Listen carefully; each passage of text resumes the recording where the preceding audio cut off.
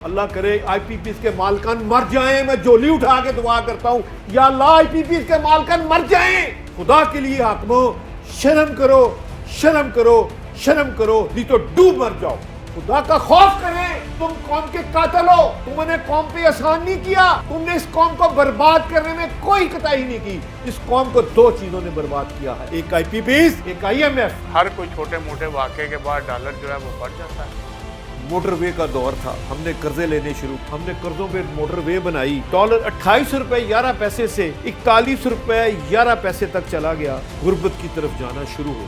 पाकिस्तान बचा लो, पाकिस्तान बचा लो। डॉलर 2022 से 2024 तक 277 पे चला गया और इस दौरान फील्ड मार्शल साहब चीफ ऑफ आर्मी स्टाफ बने और डॉलर उस वक्त 345 रुपए तक चला गया। 9 बिलियन डॉलर आपका रिजर्व है, तो आपका डॉलर है 280 रुपए का। तो जब 16 बिलियन डॉलर है तब भी आपका 280 रुपए का। तो बाज माहिरीन कहते हैं कि आप ये डॉलर की एक्चुअल प्राइस नहीं है, डॉलर की एक्चुअल प्राइस जो है वो 200 के करीब। कम से कम 40 से 50 रुपए पर लीटर प्राइस बढ़ाएगी, क्योंकि गवर्नमेंट के पास एज ही नहीं है। अगर गवर्नमेंट प्राइस नहीं बढ़ाती, बजट पहले ही कंट्रोल में नहीं है। बजट में तकरीबन अभी तक 1000 अरब का शॉर्टफॉल है। अगर गवर्नमेंट ने इंसेंटिव दिया तो मैं समझता हूं कि डॉलर पे बहुत बड़ा प्रेशर आ जाएगा, मैक्सिमम 5 मई तक। ये मेरी प्रिडिक्शन है, हो सकता है 450 भी हो जाए। तो जर्मनी में आज 900 रुपया लीटर रेट है। लेकिन जर्मनी में जो पर कैपिटा आमदनी है बंदे की, आप उसको देखें ना, पाकिस्तान में देखें, वहाँ पे देखें कि हमें दुश्मनों ने नहीं मारा, हमें अपनों ने नहीं मारा आज तक। 1 अरब रुपया घंटे का सूद दे रहे हैं, यानी कि 24 अरब रुपया पर डे गवर्नमेंट। 20,000 अरब में से आधा हमने सूद में देना है, आधा हमने आपको खर्च करना है। और उसमें 3000 अरब फौज का बजट है। सिर्फ 5000 का नोट बंद करना इससे जरूरी है। अगर जुलाई में इन्होंने पैसा वापस ना लाए तो दमादम मस्कलंदर हो जाएगा। 1 लाख से ज्यादा सरकारी गाड़ियां हैं। एवरेज एक गाड़ी अगर 10 लीटर भी ले तो 4000 रुपए का डेली पेट्रोल, और वो ग्रेड 17 से लेके ग्रेड 22 तक के अफसरों के पास है। इनको गाड़ी ले देना किस्तों पे, जिस तरह फौज में प्लॉट किस्तों पे देते हैं, इनको गाड़ी दे देना किस्तों पे। ये जाने गाड़ी जाने मेंटेनेंस जाने। लीड सिस्टम खत्म हो जाएगा तो बेहतर है, कि तो लोगों ने यकीन करना चलती गाड़ी के ऊपर पत्थर मार देने। बिस्मिल्लाहिर्रहमानिर्रहीम। अस्सलाम वालेकुम नाज़रीन, 89 न्यूज़ के साथ मैं हुमायूं सलीम। हमारे साथ मौजूद हैं आज फिर चैम्बर ऑफ कॉमर्स के साबिक सदर जनाब अबूज़र शाद साहब। हम उन्हें खुश आमदीद कहते हैं और उनसे आज 2-3 मौज़ूआत पर बात करेंगे जो इस वक्त मुल्क की मईशत में अहम किरदार अदा कर रही हैं। अगर ये 2-3 मसाइल हल हो जाएँ तो हमारी मईशत शायद बहुत अच्छी हो जाए। तो इस सिलसिले में हम बात शुरू। अस्सलाम वालेकुम सर। वालेकुम सलाम जनाब। सर आप खैरियत से हैं? अल्हम्दुलिल्लाह जी, अल्हम्दुलिल्लाह। सर हम देख रहे हैं कि पाक ईरान अमेरिका और ईरान जंग के बाद जी जी जो नज़र आ रहा है कि डॉलर फिर उड़ने की तरफ जा रहा है, इसमें आप क्या कहते हैं कि डॉलर की उड़ान क्यों हो रही है, और क्या ये हर कोई छोटे मोटे वाक़े के बाद डॉलर जो है वो बढ़ जाता है? बहुत शुक्रिया हुमायूं साहब। हुमायूं साहब, डॉलर की कहानी शुरू होती है 1947 से 1954 तक। जी जी। यानी कि 7 साल डॉलर 3 रुपए 31 पैसे पे स्टेबल रहा। जी। ये वो दौर था जब पाकिस्तान अभी बना था और पाकिस्तान की इकॉनमी बहुत स्लो थी, मगर हुकूमत वक्त ने डॉलर को बड़ा पकड़ के रखा। फिर 1956 से 1971 तक, यानी कि देखें कितना बड़ा पीरियड है, तकरीबन 15 साल डॉलर 4 रुपए 76 पैसे पे रहा। अच्छा। यानी कि 5 रुपए पे डॉलर रहा। जी हाँ।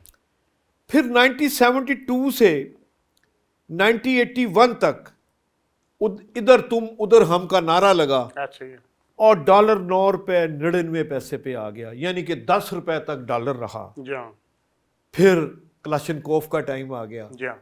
फिर डॉलर 1982 से 1988 तक 11 रुपए 85 पैसे से 18 रुपए तक रहा। फिर एक और नया दौर आया 1993 से 1997 तक। ये मोटरवे का दौर था। हमने कर्जे लेने शुरू किए, हमने कर्जों पे मोटरवे बनाई। डॉलर 28 रुपए 11 पैसे से 41 रुपये 11 पैसे तक चला गया। यानी कि 4 सालों में हमारे इन्फ्लेशन बढ़ना शुरू हो गया और कौम गुर्बत की तरफ जाना शुरू होगी। ये 93 से एक्चुअली आईपीपीज की कहानी भी शुरू होती है, मोटरवे की भी कहानी शुरू होती है। फिर जनाब 1998 से 2007 करप्शन का दौर इसे मैं कहता हूं जी। 45 रुपये 5 पैसे से डॉलर 60 रुपये 83 तक गया। हालांकि जब मियां साहब ने 28 मई 1998 को इस कौम को खुशखबरी सुनाई थी एटमी धमाका करके, तो डॉलर 72 तक भी गया था। मगर अल्हम्दुलिल्लाह जनरल परवेज मुशर्रफ साहब ने आके इस पे काफ़ी ग्रिप की और हसाक डार साहब ने पूरी कौम के डॉलर फ्रीज कर दिए थे। और उस वक्त हाकिम वक्त अगर ऑडिट कराया जाए तो उस पर मुझे शक है कि वो डॉलर इन्होंने अपने 72 और 75 रुपए में बेचे थे, जो हुकूमत वक्त में लोग मौजूद थे उस वक्त। अच्छा। और मेरे जैसे लोगों का 46 रुपए में डॉलर गवर्नमेंट ने हमें पैसे दिए, डॉलर नहीं दिए थे। तो फिर जाके बड़े अच्छे तरीके से परवेज मुशर्रफ साहब आ गए और उन्होंने डॉलर को बांध के रखा और 2007 तक डॉलर 60 रुपये 83 पैसे तक रखा। गुड। फिर एक नया दौर शुरू हुआ, पाकिस्तान खप्पे आई के पाकिस्तान खप्पे। जी हाँ। हमारे एक लीडर ने कहा और 2008 से 2012 तक डॉलर 81 रुपए से 96 रुपये 50 पैसे तक चला गया।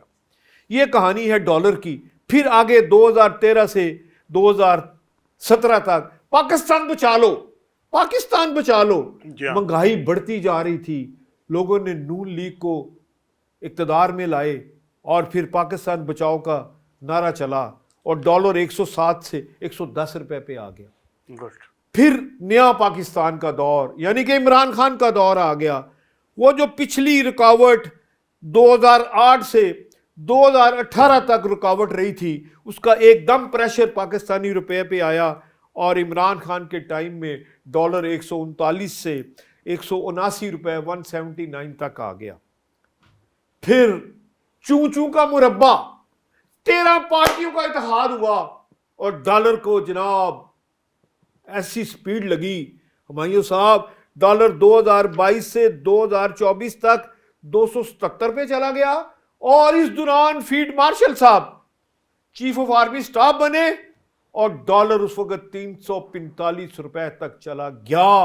और उस वक्त हैरानगी की बात है कि फील्ड मार्शल साहब ने तमाम बिजनेसमैनों की मीटिंग बुलाई। तो फिर हमने वहां पे तजवीज दी थी सब बिजनेसमैनों ने कि ये जो डॉलर चमन से और काबल के रास्ते स्मगलिंग हो रहा है, पेशावर के रास्ते, इसको रोका जाए। तो अल्हम्दुलिल्लाह फील्ड मार्शल साहब ने ऐसा डंडा लगाया कि आज तक डॉलर 280 रुपए पे आके रुक गया। ये कहानी डॉलर की है। अब अगली कहानी जो एक नई शुरू होने वाली है डॉलर के ऊपर, ईरान जंग के असरात आने वाले हैं।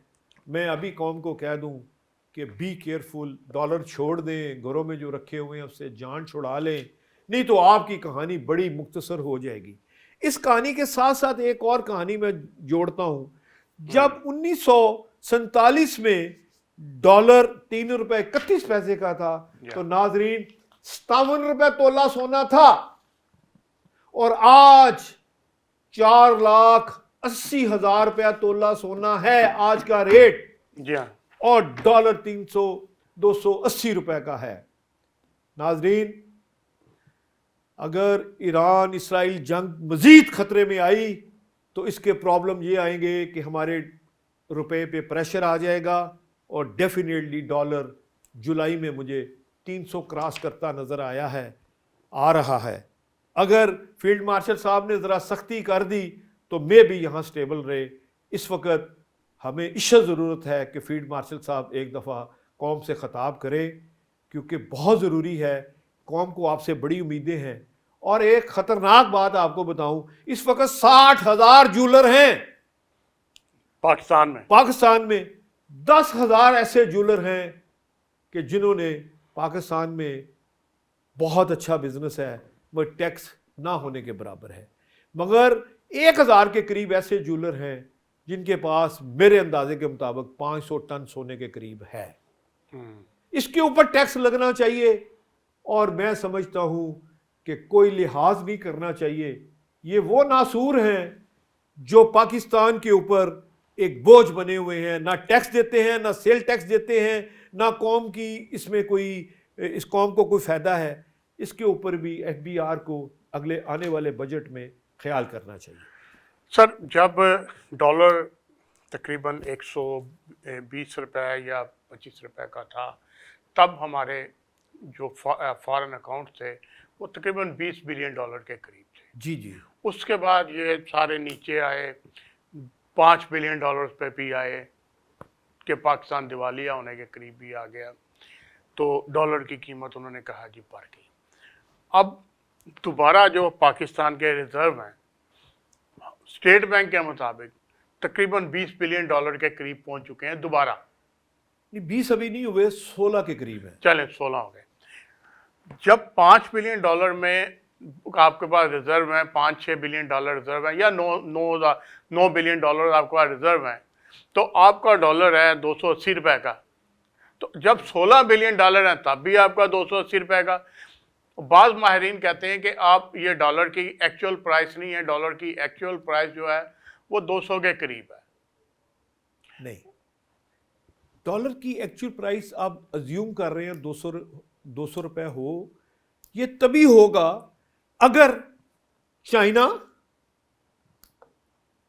पाकिस्तान, अपना नाम ईरान और तुर्किया ये एक पेज पे आ जाए तो डॉलर डिवैल्यूशन, पाकिस्तानी रुपया एप्रिशिएशन हो जाएगा।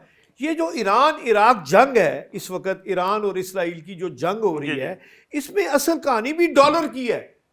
क्योंकि आप देखें UAE ने डॉलर से डी लिंक होने की कोशिश की है जी हाँ।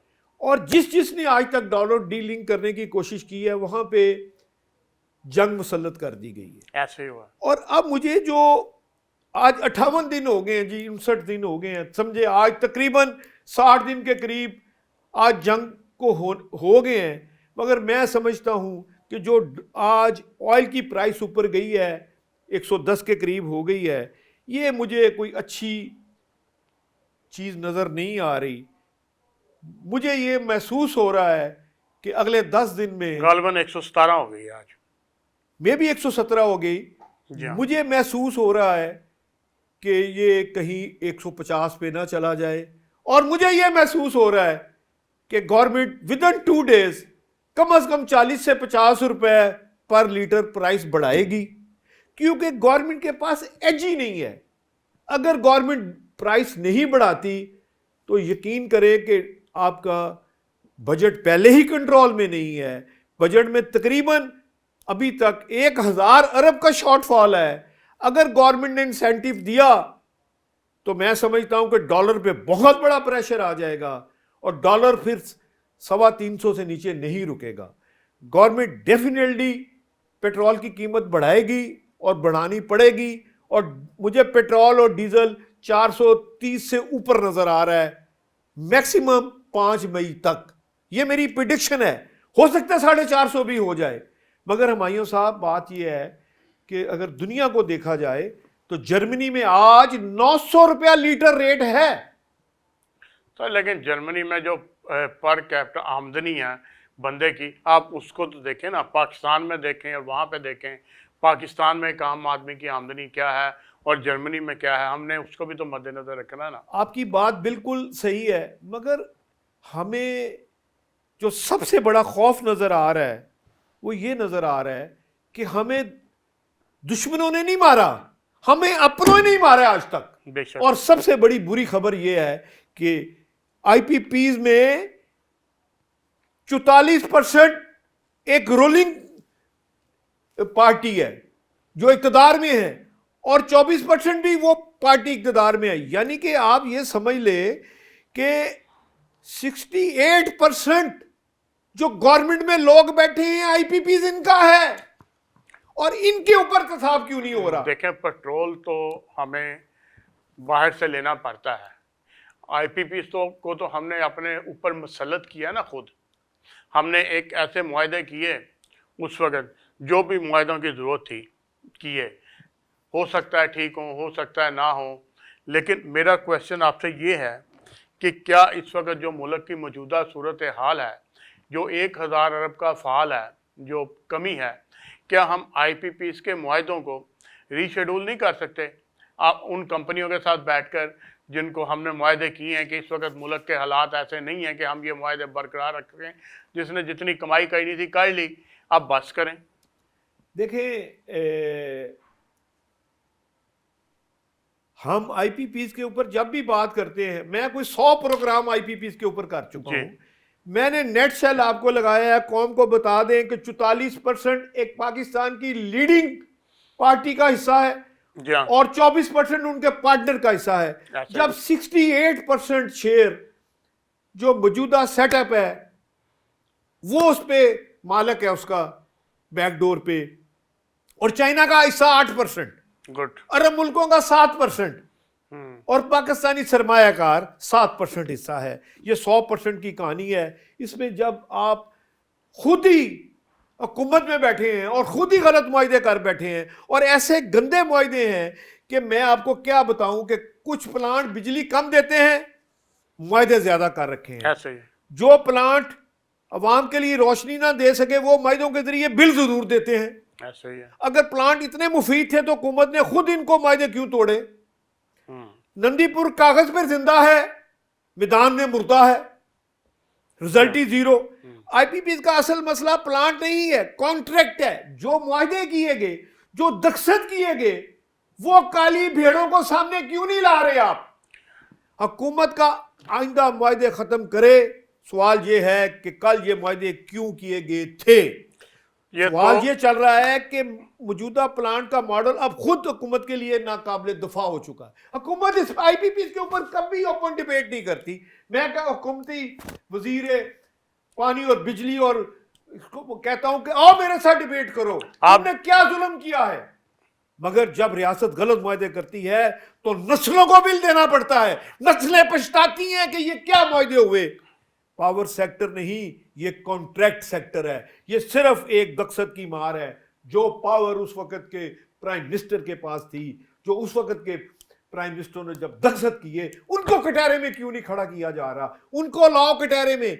आप यकीन करें कि $100 अरब से ज्यादा आप इनको दे चुके हैं। देखिए ना, वो 3 पार्टियां थी जिन्होंने ये दस्तखत किए हैं। 3 में से 2 इक़्तिदार में हैं। वही तो मैं कह रहा हूं। अब तो मसला कटहरे में किसको लाना है, वो कौन लाएगा? सवाल तो ये है कि अभी तो इस वक्त ज़रूरत है कि कटहरे से भी ज़्यादा ज़रूरत है कि इन मुआहदों को रिवाइज करने के लिए कौन आगे आए, इन मुआहदों को रिवाइज कराया जाए और पाकिस्तान को कम से कम इस कैपेसिटी चार्ज से अगर निजात मिल जाए तो शायद पाकिस्तान अपने पाँव पे बेहतर खड़ा हो जाएगा और डॉलर की कीमत भी मुस्तहकम हो जाएगी, आपका शॉर्टफॉल भी कम हो जाएगा बजट का। आप भाइयों साहब, आपके मुंह में घी शक्कर।